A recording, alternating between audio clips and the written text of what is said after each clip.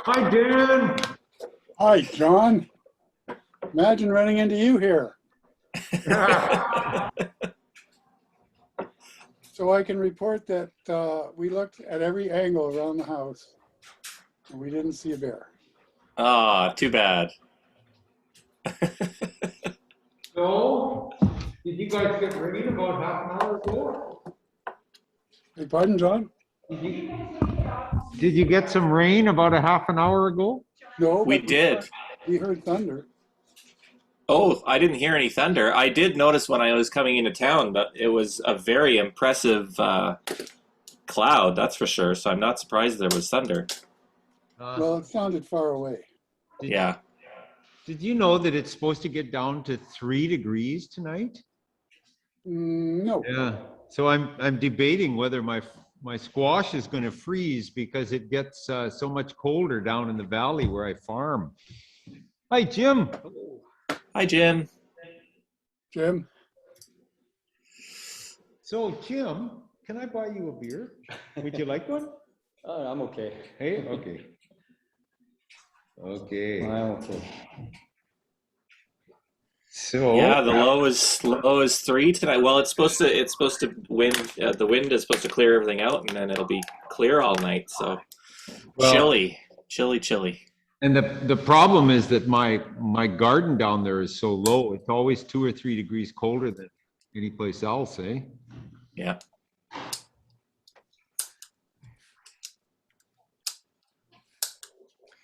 So if they're not summer squash, you're okay. You know that whole thing about the frost is on the pumpkin? Sorry, say that again? You know the whole thing about how the frost is on the pumpkin? Yeah. So as long as they're winter squash, you're okay. You don't have it yet. no. Well, this is butternut. Should be fine. Well, I don't know. I know I've seen a little bit of frost and it kills the leaves and then it kind of turns the skin a little bit brown. Anyway, we'll see. I don't think I'm going to pick it tonight because it looks like after tonight it's supposed to be a little milder. Sounds good. Hi, Gail. Hi, everybody. Hi, Gail. Hi. It's so funny to see you in Char's virtually instead of really. Hi, Char. Hi. Oh, looks good. Cool.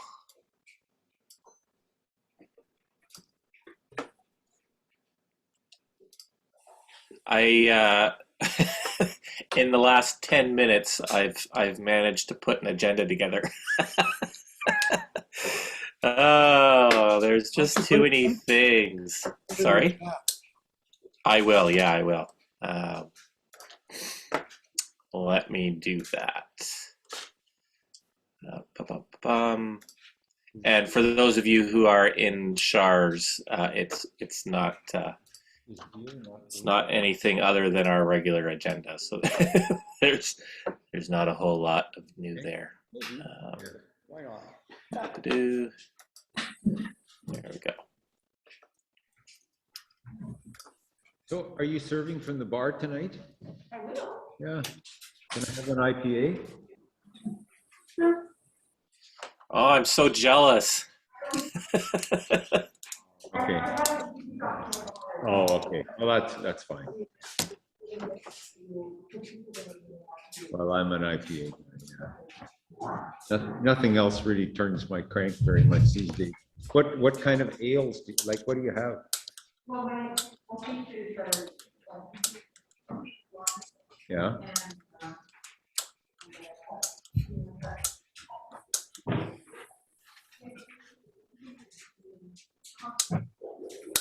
Okay, sure. Yeah. So are you okay? You don't want a beer? No, I'm okay. Thanks. Next time, darn it, be able to come and have a beer. Cool. Well, we should get started then. It's 6:02. So I have. Just a moment. Yeah. Technical Oh yeah, go. Click, click, click. Could I just ask all of you to just mute your mic for a second? Because I'm hearing click, click, click. Could everybody mute? And there's no click. So who wants to start? Dan, will you unmute and talk? Dan? Hang on. Okay, so you go ahead and talk, talk, talk. Sorry, you're muted. I'm trying to unmute here. Yeah, there you are. Okay, talk, talk. Okay. Okay, there's Yeah, no, I can talk. there's no click. Okay, Gail. No clicking. Okay, and I can tell you who it's coming from. oh, It's my dryer. Ah, I closed the door, so it should be hopefully better. okay, it's gone. Okay, continue. okay, Chris, could I add something at the beginning of the agenda? Yes, for sure. Okay, right now. Happy birthday to you. Happy birthday to you. Happy birthday, birthday, dear dear Jim. Woo! Happy birthday to you. Thank you. Hey. Hey. Okay, carry on. Okay, that was great. Nice start to the meeting. So we will start by acknowledging that we're on the traditional unceded territories of the Sashat and Hupachesit peoples, and we are very grateful for their hosting us on these territories. As for the agenda, I guess I'll ask for approval of the agenda if you managed to see it. I move that we approve the agenda. But it is there. I promise it's all square and fine, and it has all the regular things in it. Thank you, Dan. Can I get a second? John? Second. Perfect. And approval of the agenda. Anyone contrary minded? Awesome. Seeing none, that's approved. May I ask, Dan, could you take notes for me? Would that be okay? Or I can do it if you like. Okay.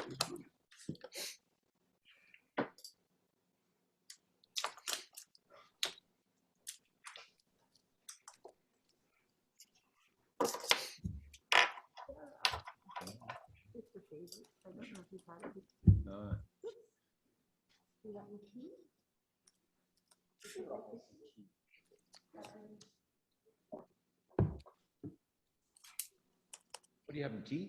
Yeah. Oh, okay. I was going to offer you wine. So I'll mention as well. We would normally approve minutes. I did you send any minutes, Dan? I can't remember. I know I took some notes and you took notes, but I sent you an unedited set of minutes. did you? Okay, I'll put those together. But I did put on the agenda on the website the link to the YouTube as well. So we can't dispute what's there, and I don't know how do you dispute a YouTube minutes, because it's like it's the video, man. It's the real thing. But there you go. I'll put up the edited minutes once I get a chance here. So I won't ask for approval of something that doesn't exist.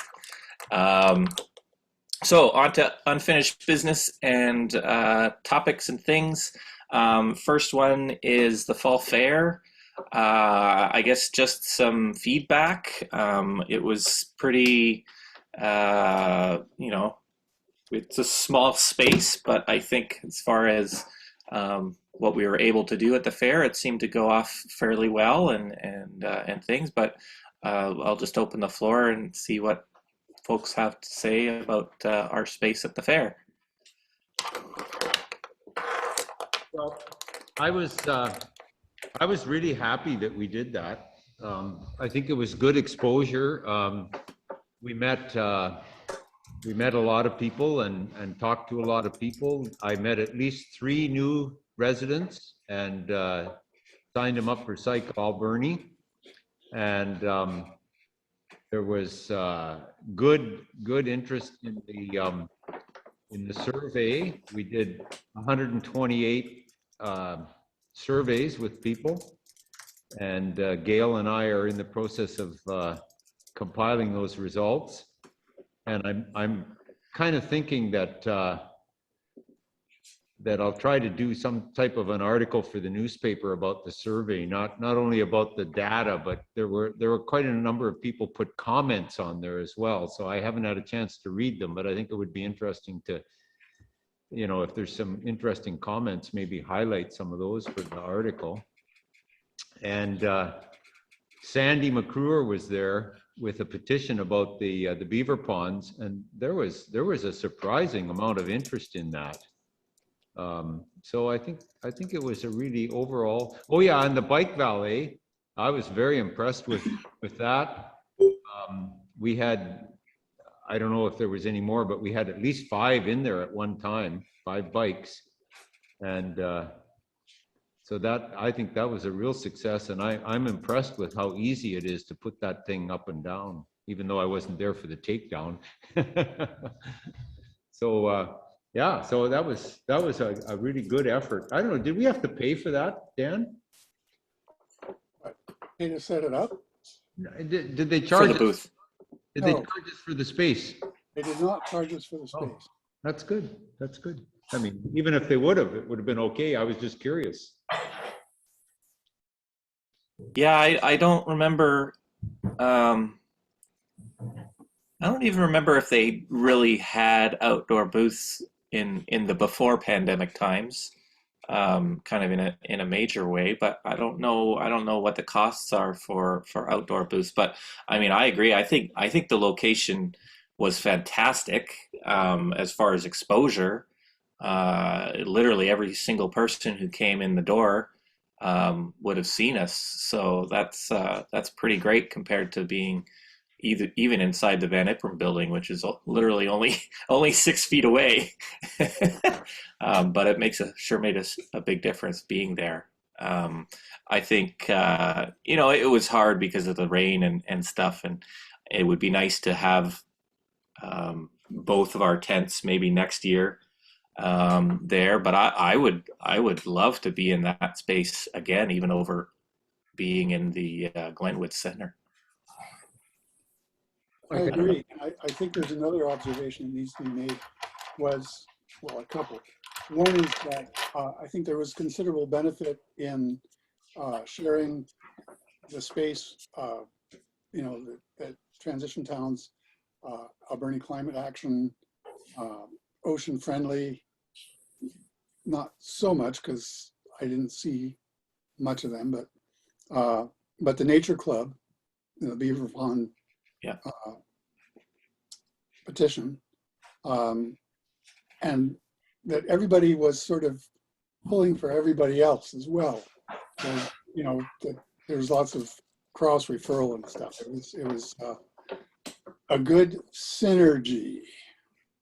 Yeah, I totally agree, and I think like even Sandy, who's not been directly involved with transition towns in the past, but has always been, I think,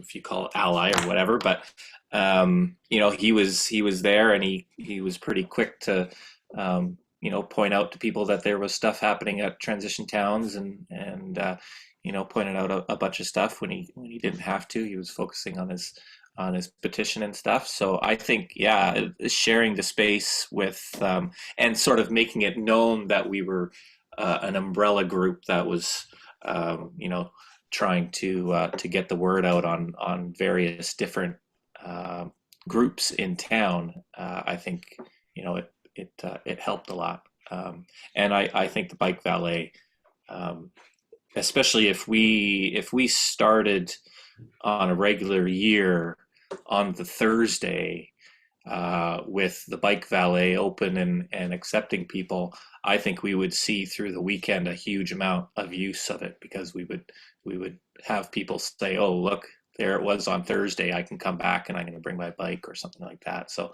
I think that's something that can really build, and it'll benefit from a longer fair, which it really would be.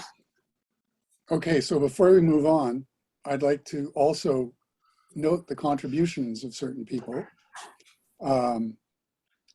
And I would like to suggest that we, which I will do, send out notes to these people recognizing their efforts. And that would be Mr. Powelson for both setup and takedown, and for sort of wrangling the bike valet and the tents. And so, you know, making that all available. Jim Wright and Judy Carlson, Helen Poon, you, Chris, John, Sandy McCruer, and I forget the name of the woman with whom we spent a good part of Sunday. But all these people put lots of time in. And I think especially Sandy and John practically lived at the booth for the weekend. And you know, it's because there was stuff to be done. And they stuck around and did the job. And so I think we should acknowledge that. Any objections? Only that you have to make sure you acknowledge yourself too. We all acknowledge your work because you're doing a lot of work. Well, pat myself on the back. Also, before you move on, like I think we really needed, and I understand this was Edna's contribution, but we really needed, I think, things on the, you know, identification on the booth for other, because basically no one knew who we were unless basically John or Sandy or sometimes other people dragged them over. It was kind of hard to get people's attention. So I think we need some sign, you know, and something on the booth that draws people. Yeah. Well, there was a banner, right? It's just that it was kind of hard to place it because, you know, ideally if you hang it from the tent, it's going to cover everything up. So we'll have to work on that and see how we can make better use of that banner, because it's quite large. Yeah, it's big. Yeah. No, I totally agree. And I think in the past what we did was we actually had 2 or 3 tables, and that was long enough to host the banner sort of along the table. So maybe next time, I think we can manage our footprint a little better and you know, expand it out and make sure that we're really obvious out there. I think hopefully this is a pretty odd edition of the fair. So hopefully next year it'll be something closer to normal. But yeah, no, I totally agree though, Jim. We need to sort of make sure that we have all of our stuff out there, that we're really obvious as to who we are and stuff. But we'll get there, I think. But you know, in the past we've been in the is it the Van Ipperen building, with the agriculture? Yeah. And that's been good. But you know, when you think about where we were this time, we had so much exposure there. So I almost think that maybe we should look at doing an outdoor display, even if we also get into some building. I don't know if you got to have enough volunteers obviously for 2, but I almost think that an outdoor display is, if we can get it, that's pretty darn good.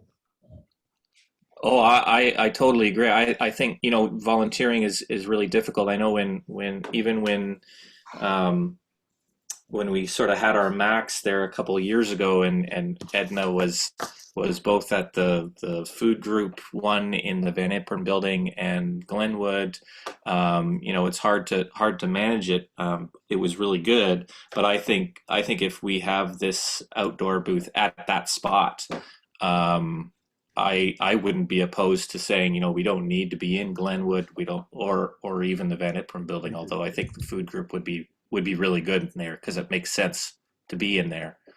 But that's a fantastic spot, and if they're happy to have us there because we have the bike valet and that's the sensible place to put it, I think that's a great advantage for us. And I don't know if it would cost more or less or what, but I think it's a great spot, and if we can make the most out of that spot, learn from this year and do more next year, then I think it'll be really good. if you have no objections, I probably will pass along these thoughts to Ann Siddle and start preparing the way for next year. That's great. That's Yeah. good. Also have a dark border around the edges. We can actually put our logos and stuff on. Yeah. Like we can go all 4 sides, and that was talked about briefly. But obviously, with all the stuff we've got going on, that kind of went by the wayside. Yeah. But certainly, we can look into that again. Yeah, that's a big part of the other booths is that we had places to post things along the edges. So yeah, that would be really good. But and I'm sure you will, Dan. But I wasn't able to talk to anyone in the office there during the fair. But I'm sure they'll be happy to know that you know, there were actually people in the bike valet and it was being used, and we'd like to be able to encourage that. So Yeah, I think sure. they see it as Sure they will. an asset for the fair. Yeah. Great. Cool. Well, that's wonderful. Thank you, everybody, for your work. And you know, it's really important, and it's great that we were finally able to get out there. It's been a long time since we've sort of been in the community, so it's nice to be there again.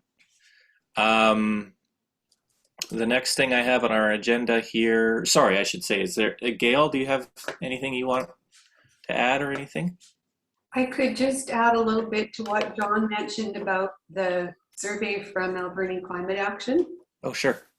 John is going to choose one of the winners from his paper copies, and I'm going to choose one from the online forms. And it was really heartening because I chose the Boomerangs restaurant, and they doubled the amount for us just of their own volition, and that was just marvelous.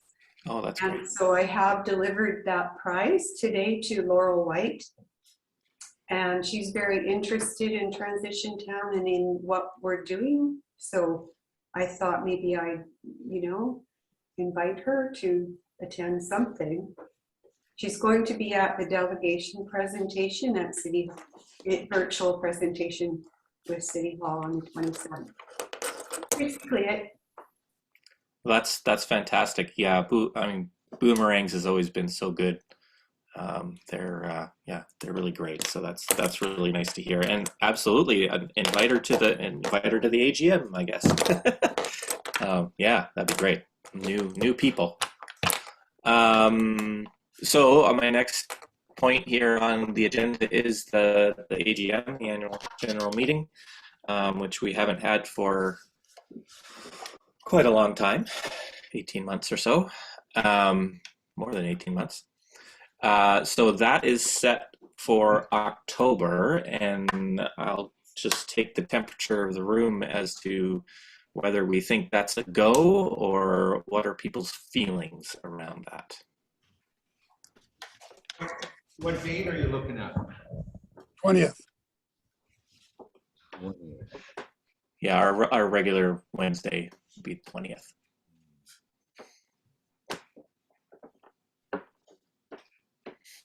I'm not sure I'm going to be here, but that doesn't matter.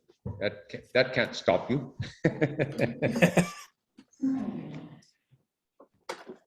Well, and I think it's really important to point out,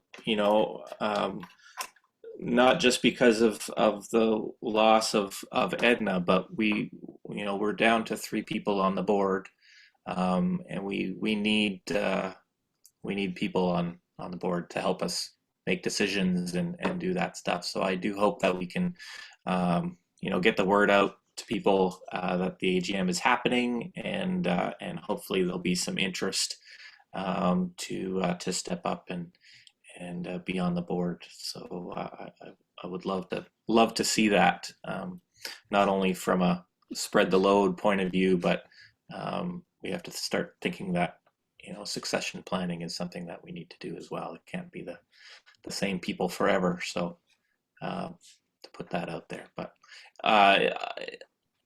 we can't predict COVID, but I would assume that unless unless something changed with the in-person venue at Char's, you know, as long as we can meet in person, I think, yeah, at least a portion of us. I don't think we'll have it only in person, but I think as long as we can meet in person with COVID restrictions in place, then it should be okay to meet. Is that okay with everyone?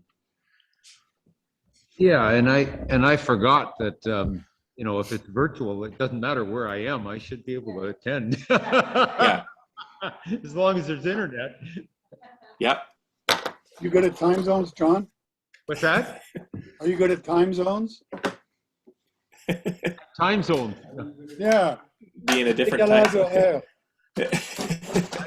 I'm not going that far away. I'm just going to the Sunshine Coast. Cool. Yeah, no, I think it's important. I think it's a really good thing to be able to have our meetings open, you know, both in person and on Zoom, so that we can try to get people, like you said, if they're on the Sunshine Coast but they still want to log in, fantastic.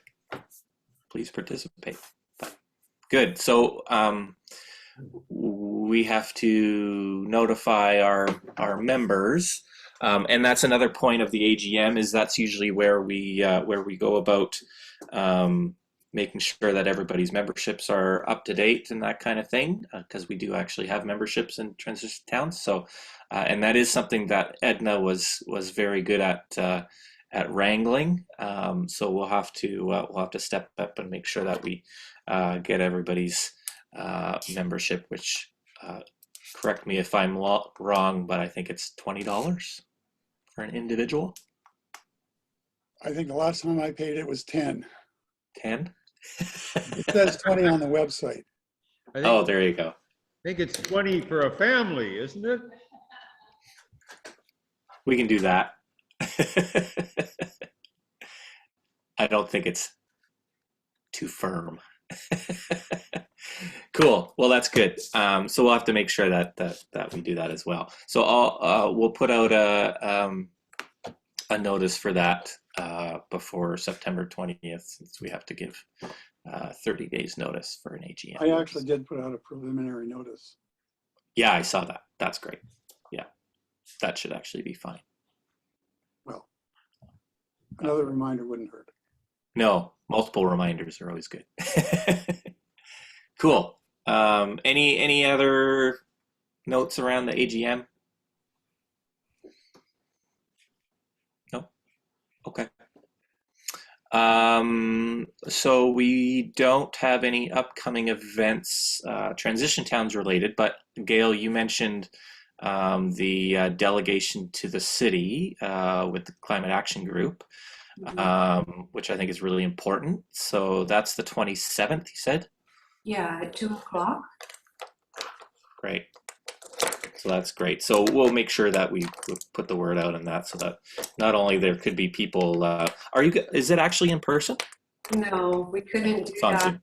Yeah. It's virtual. So Twyla said that anyone could join. They won't be able to be seen or heard, but they can join through the city website. Yeah. Live. Yeah.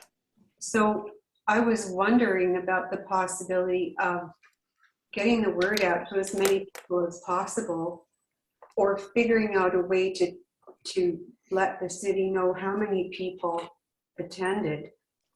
I don't know anything about that though, So they stream their council meetings through YouTube. So the easiest thing to do really is just to share the city council agenda webpage that has the YouTube sort of embedded on it, and people can go straight there and they'll be able to log in and see. And the city does see, of course, because it's on YouTube, it'll have stats that the city will automatically see as to how many people are watching, not who's watching, but how many people are watching. So if we get lots of people and, you know, there's 1,000 people on the stream, not that I would expect that, but they would definitely see that. So that would be really good. And I agree sorry, Chris. No, Thank go you ahead. for offering to go through the PowerPoint as well. That will be a big help. We've never created one before, so any editing that might show up or any input is welcome. No, that's great, and it's really important that the city council know that it's an issue that the community is taking seriously, and there's specific kind of concerns, right? So hopefully the reception is good. And you've said you've already had some discussion with city council members. Is that right? About climate change, yeah. Yeah. Dave went to, excuse me, went to 2 coffee meetings, and I believe John has met with Alan, and Robert was going to meet with Cindy. I haven't heard anything about that one yet, but because we're working on the PowerPoint and community climate circles, I haven't had time to do another coffee meeting yet, but I hope to have met them all by the time the delegation happens. Well, that's really great, because that's it's a great way to make sure that when the delegation does happen, they're sort of primed and maybe they'll be able to take some real action in response to that. Cool. I should mention that Saanich is offering an online workshop series once a week for 4 weeks about what they did toward, and they have a sustainability planner and a sustainability manager. So these 2 people are putting the workshop on, and I've just sent out a query to ask if they might be interested in twinning with us if we can generate enough interest on council. Because they have just done amazing things. That's great. Mm-hmm. And that's the main ask, right? Is to have the city hire a sustainability kind of manager, right? The main ask for this time, there are 2. One is to declare a climate emergency. Right.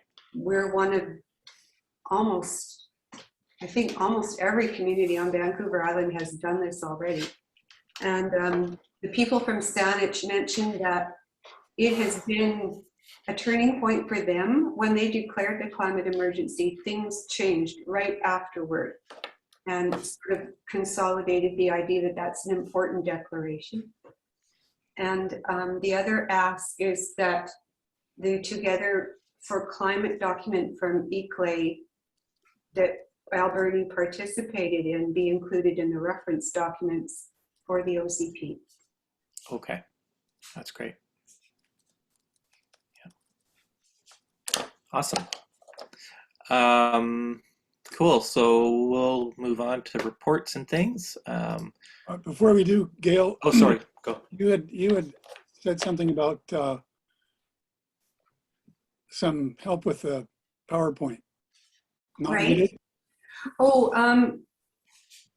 sorry, Dan. I thought I sent you an email about that, but the tech person, what we have to do is put the PowerPoint into a format that we can send to Twyla, and then she gives it to the tech person. And all we have to do is do the presentation with the PowerPoint, and Dave just says, next slide, please, and the tech person will take care of that. Yeah. Okay. Okay, you're off the hook. One more thing, I just would like everybody to know that when Helen Poon was at the Fall Fair booth, we had a number of good conversations with her, but one of the things that came out is that she is already doing something that I have been thinking of asking her if she would do for, that I've been thinking about this for months and months. And I asked her about it, and she said, I'm already doing that. And what it is she's been tuning in to the meetings of the Federal Municipal Climate Networking Caucus. So this is a group of municipal councilors and mayors that have been meeting across the country virtually to speak about climate issues. And she's been attending those meetings for months and months, and I didn't even know it. And when she said that, I just about fell over.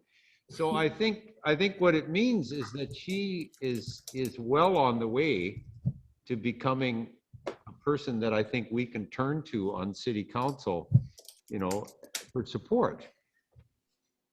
And I think on climate matters, actually, I was at Solda's for coffee this morning with a bunch of old farts. And she just unbidden made some remarks about climate change and how she used to be quite skeptical. And now, you know, she'll argue with anybody about, you know, we better get going. So, you know, having coffee with her would be a good idea, but she definitely, you know, I think would be an ally in this. And That's great. Helen sent a notice to the Transition Towns list about a Friday presentation that's going on through the auspices of UBCM. So, you know, she's obviously on board. Yeah. And I'm just at, I think this is the right webpage. It's the Climate Caucus, climatecaucus.ca. And I will put in the link in the chat, but it actually has, it says Summit 2021, save the date for the 3rd annual summit coming up on October 15th. And there does appear to be an all caucus Zoom call that people can oh, this will make you laugh.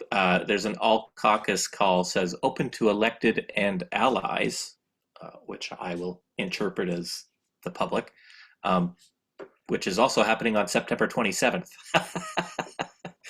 at 11 o'clock in the morning. So if you haven't already got enough to do on September 27th, you might be able to log in there. Could you send that around to us, Chris?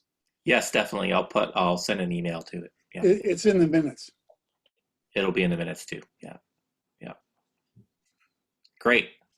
Cool. So, yeah, and that's so the Climate Caucus is a nonpartisan network of 400 local elected climate leaders driving system change to transform our communities in 10 years. So, there you go. Great. Let me just bring back my agenda here. Reports and things, education and networking group as per usual. Dan, anything there? We're gonna pass. I've been sending feelers out to other transition groups, but haven't heard much back yet. Okay. Food group, food hub. Anything from the food group? But I was hoping that Sanders would be here tonight. Food group meeting was fairly short because obviously this is the first meeting that we've had since Edna's passing. One of the main, well, there were two main issues that we were talking about. One was how we were going to restructure the food hub going forward, and you know, getting some mentorship from our ag support workers through the ACRD. So that's going to be a work in progress. The other item that came up was that we were thinking of putting together some kind of a bursary that would be in Edna's honor. We had first thought we would just do it through the food hub staff transition town, if you know the board was okay with that. And John had suggested that maybe we should broaden the mandate a bit to include some of the other things that Edna was involved with. That is still a discussion that's in the works. We had sort of preliminary thought of the idea of about $500. You know, there is enough money that we could do that. Like if transition towns wanted to throw in a few bucks and the food hub and so on. So that's sort of where, like, we didn't really come to any final resolution to any of those yet. Those are, you know, that group now just started to try to figure out a way as to how we're going to go forward, because obviously Edna left a big hole. And we need to try to figure out who's going to do what and what the food hub priorities are going to be going forward. And so that pretty much the gist of that meeting. You know, I can't really give a whole lot more detail because there wasn't really a whole lot. Okay. So I have a suggestion. I think it's wonderful that there's a bursary being thought of for Edna, and I'm looking at our financials, and we have this $2,600 from the Sean Loney place, and I would propose that a portion or all of that, since it's been sitting there for an awfully long time. This seems like a wonderful way of using it. I don't know if other people are also inclined, but either to Would say enlarge the grant or to spread it out. we can't dispose of that money. It's not ours. We can't. We're Oh. holding it for the Sean Loney Group. Okay. And I've mentioned to Keith Whiten and to Shirley White on several occasions that money is sitting there moldering away. Keith especially, because you know he's very active in Alberni climate action, and he can speak for it, or Shirley could speak for it, but I don't think anyone else is really authorized to do so. So I would suggest that we put out a plea for money and not use that. Okay. Sorry. No, that's okay.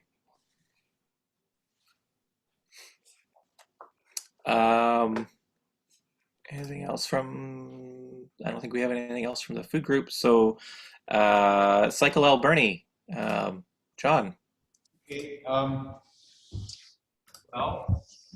Go by Bike Week for the fall season is coming up, September 27th to October 10th. So it's 2 weeks. And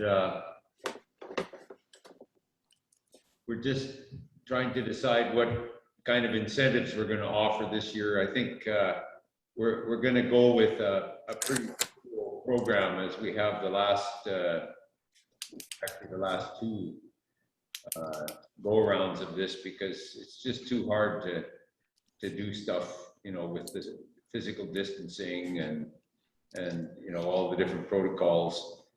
And so I think we're basically going to offer prizes to people who get out and ride and register on the website. That's the big thing, because Go by Bike always wants they want the statistics to be able to support the money that they're spending on this program. Yeah. So we'll do the best we can on that. I think the other thing that's of interest, and I think some of you will have heard of this already, is that at the last council meeting, Rob Dickinson, the engineer, put forward some recommendations for changes to the intersections where the two young people were 2 years ago. So that's the one at 10th and Dunbar, and the one at Redford and 10th. And the recommendations, which had been approved by Cycle Alberni, were passed by council. So that was good to hear. It was it was gratifying to see that we were involved in that process. I don't think they did everything that we wanted, but it was a good start. And those two intersections are just the start of a review of probably close to a dozen intersections that need to be looked at around town. And apparently some of the city councilors were asking, why weren't they looking at other intersections? And so there is some recognition of the work that needs to be done. So I was quite happy that there's going to be some major changes to those intersections. So I think it'll be very interesting to see how the public responds to green lines and green boxes in Port Alberni intersections, which are quite common in Vancouver, in Nanaimo and Victoria, and a lot of other cities. But it draws the attention of everybody to the fact that there are bicycles going through those intersections. Anyway, that was good to hear. Yeah, and to add to that, I think it's really important. Well, two things. One, I saw the discussion a little bit on city council and some of the comments in the paper and stuff um, from city council, and I thought it was really good that there was a comment. I can't remember who it was from, but it was they said they're prioritizing safety over convenience, and I think that was a reference to changing the lanes at Dunbar, so there will no longer be a left-hand turn lane, and that's a pretty big deal. That's a big change for the community, and there'll be a lot of back and forth on that, I'm sure. But I think it's really important as far as safety, and it was a good recommendation. I'm really glad that the city has taken that on. And there's a similar sort of lane change that they've done in addition to the painting at 10th and Redford. So that's important. That's the kind of thing that actually changes patterns in a safe way, but that's the kind of thing that gets people a little more annoyed at times. So we'll see what the kind of backlash is. But I think in the main, it's going to be a good thing, and it should go well. I did send it a little letter off to the city council after that, just thanking them for their decisions around that. And I did it because I was on the bus, literally as I was reading an article about the changes in the paper. I was on the bus in Nanaimo, and I went down Metro Drive in Nanaimo, which is the road between Save on Food, or sorry, Super Save Superstore, and Mostar. It's a secondary road, but very busy. And they are completely redesigning the road as they do. It looks like they're doing sewer and all of that kind of stuff. But as they do that, they're turning it into a complete street. So it has sidewalk with a bicycle path directly beside the sidewalk, plus a green area with some grass and tree, curb, parking, 2 lanes of traffic, and then the same thing on the other side. So truly a complete street that is a really great example. So I pointed that out to council as something they can shoot for. It's really nice to be able to see something that's not in kind of a big city, Vancouver, Victoria kind of thing.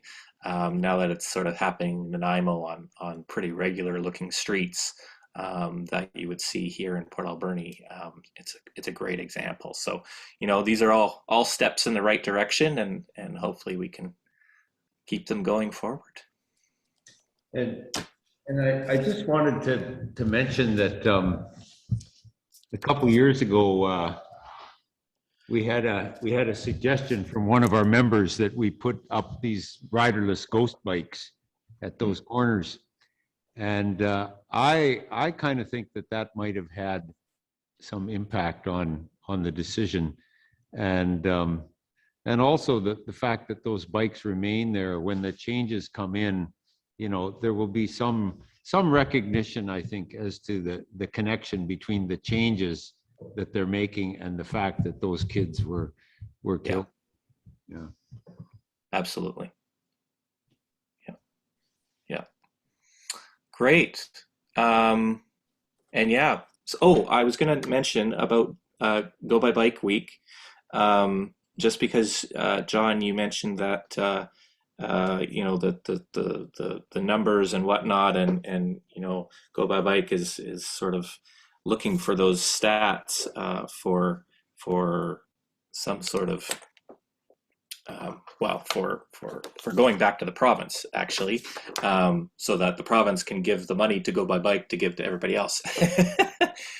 So that's what's really driving it, and that's starting to change. I guess what I want to say is there's some really good signs coming out of the province that they want to do more. and they see Go by Bike as a successful program that's had a good impact in the province as a whole, getting people onto bikes and getting that going. And it sounds like they want to increase that going forward. So hopefully that means more money, maybe more things. And Go by Bike as a society is growing a little bit, and we're looking at sponsorships and ways of getting revenue from other places other than the province. So hopefully that means more money into communities like Port Alberni and stuff to hold all these events and get more people on bikes. So it's a really good. I think it's a really great time right now, especially with the provincial government that we have. They seem very open to active transportation and to cycling in particular, to try to get those numbers up. So hopefully we can keep that going. So our next report is from the Alberni Climate Action Group, but we've sort of already had that report, I think. Is there anything else? Maybe if folks that have attended the ACA meetings, is there anything else we might want to touch on? Gail, do you want to mention the Pavels? Sorry, I was on mute. Yes, so Dan and I and Dave, met with Pavels first, and Pavels Hawkins is a master's student who was attending university in Toronto and wishes to be based at UVic, I believe. And he's working with a Southeast Europe group called Municipalities in Transition. And they've done pilot projects in Europe, and their stories are online. They're pretty impressive. And we're looking into, we've introduced Pavels now to Rob Dickinson at City Hall. And Rob was, Dan, did you get, and John and Jim, did you get the idea he was pretty enthusiastic, Rob? Yes. Yeah, about, so the idea is that Pavels would work with the city. He would obtain some of his own funding, and the city would need to pay $40,000 for 1 year. And he would help them with the transition period. And I'd like somebody else to add more to that if they could, because I can't remember all the details. I think his role he saw is that he would mentor a coalition of community groups and the city in discussions about how to move away from just being, excuse me, a philosophical discussion into the realm of actually acting to mitigate and adapt in terms of climate change. And Rob Dickinson seemed to like the idea that we would start looking outside of single actions and in a more holistic way, and also longer term, so that we weren't looking so much at fixes for things as planning, constructive infrastructure. And I don't know how much of that is doable, but I think that if Rob Dickinson is an advocate, and Pavels has a skill set and a template in terms of leading these discussions, that there's a chance that some of this may come. And also pointed out a couple of funding sources. Some of it governmental, some of it, he mentioned specifically the McConnell Foundation. And I believe that Rob has had some experience with the McConnell Foundation. The city can act as a sponsoring charity for the school board. The city would really make the most sense. And that they might very well be able to kick up some money to sort of jumpstart some projects. Does that sound about right?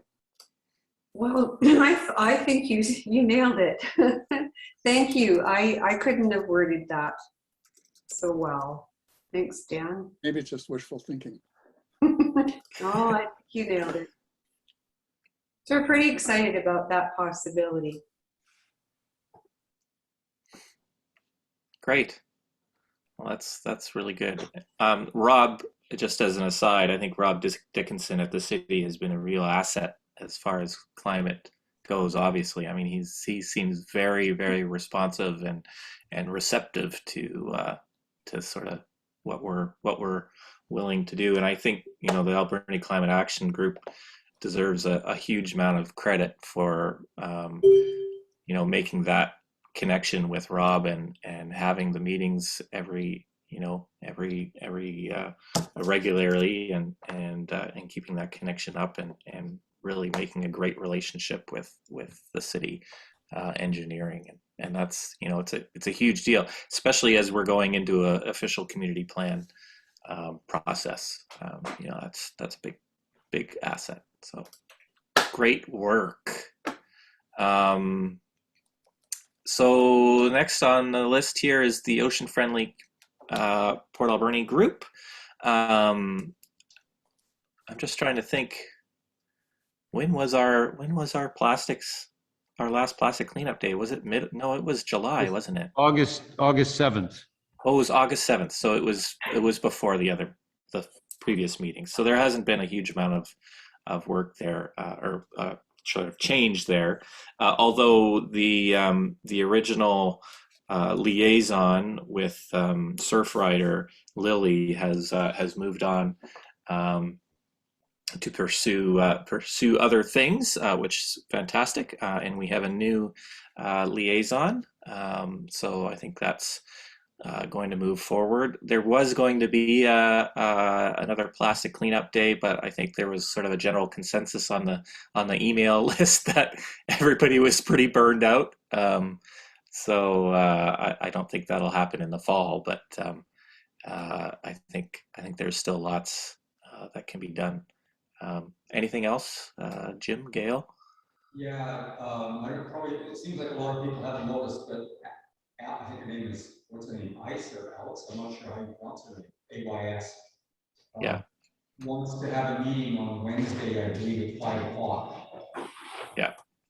People haven't responded, so people here are, well, they haven't responded, so maybe this is the time. Yeah, I'll make sure that I respond. I just didn't get there, but yeah, hopefully we can get everybody there, get up and running, but see what we can do over the winter. On the plastics front, though, it sure has been nice, the changes with the recycling happening in the city. There's been some changes in what they are taking, and they're taking more in the blue bins, it seems. As far as recycling goes, so hopefully that helps the plastic situation a little bit. But yeah, less plastic into the garbage, and hopefully we can get less plastic in total. I'm not sure if I don't think that the new sewage treatment plant is up and running yet, but I don't know as to what goes into the inlet. Because a lot of plastic was going in the inlet. Yeah. On the sewer. Yeah, I noticed. I don't know if you saw in the city council meeting there last. They mentioned that the new they were looking for more money, basically, to finish the project off. They approved borrowing. I can't remember how much. I think it was $3 million, I believe. That might not have been all borrowing. I think some of that came out of the sewer reserve fund as well. But to finish it off, including making the final connections to the city system. So it sounds like the new plant hasn't actually been connected to the city system yet. But it does look like they're moving forward with it. So hopefully soon. It's moving at the pace of moving at the pace of bureaucracy. So be it. It is moving along. So the next one down here on the list is watershed protection. And I do have some updates around that. Of course, Edna was a huge part of the watershed issue, not just in Port Alberni, but on the island as a whole. And I was contacted by June Ross. I'm just going to make sure. Hold on, make sure I can bring up my email from her.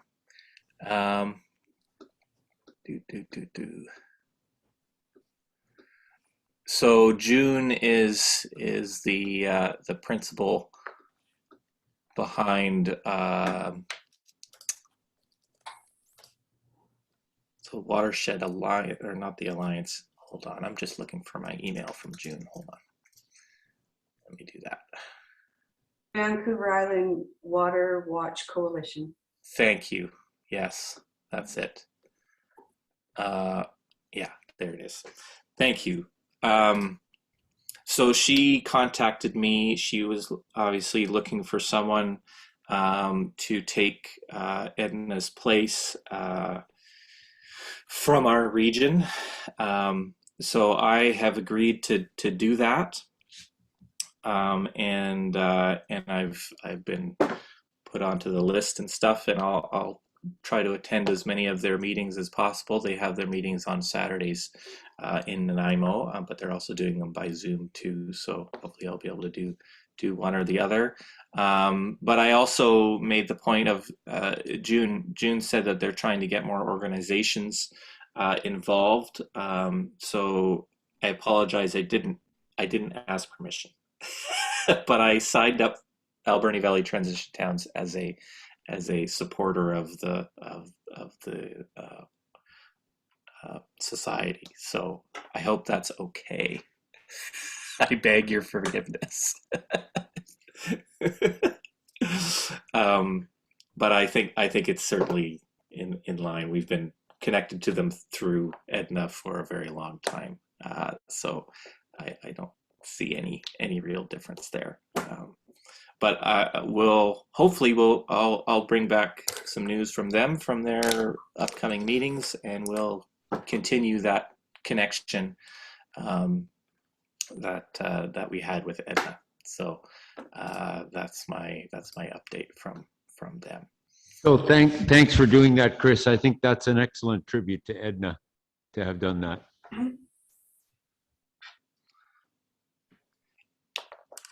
Yeah, I think that's one of her biggest issues was watersheds and protecting forests. So I think it's important that we continue that. So finances. We had our excellent update from our treasurer. Thank you, Rob. Sent out by email. I put it in the agenda online, so it's up on there. Rob, do you want to say anything about the accounts? Okay, so the finances, as I keep saying, we have money. We have more money, I noticed. So the aggregate account, and this has been sent to the agenda, so, if you have read it or haven't read it, or didn't bother to read it, the aggregate is $26,993.66. Transition Town did $1,598.05. Food Hub Committee is $14,317.34. Food Hub Education is $496.59. Grow Local is $2,530.11. Gleaning is $2,065.78. Cycle Alberni is $2,651.25. And Sean Loney is $2,668.88.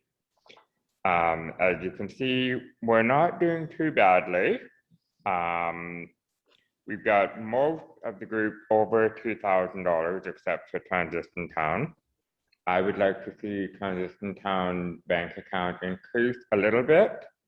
You know, I think if we can sort of keep a running balance of around $2,000, we're doing okay.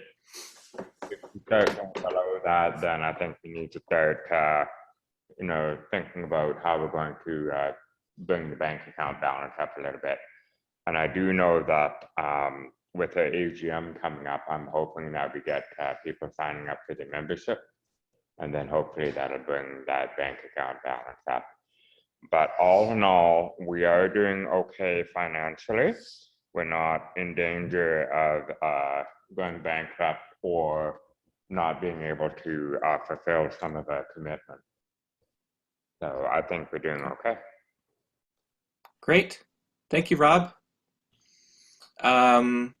So the only other financial point we should probably point out for everyone, the board and whatnot, we've been trying to get a debit card from the credit union so that we can make our deposits and things more easily. Well, Rob can, and that has been a very long time in coming, but it does seem to have moved forward. I got a couple phone calls from the credit union. We needed to update our information that they had on file because when we opened our accounts, it was quite a long time ago, almost 15 years ago. So so their records for us were out of date as far as being able to get a debit card and that kind of thing. So that seems to be moving forward now, and hopefully that will be in place, and Rob will be able to make the deposits a little more easily in the future. So that we're actually over our 7 o'clock limit, but I think that's pretty much all I have on the agenda. Is there anything else anyone would like to bring up?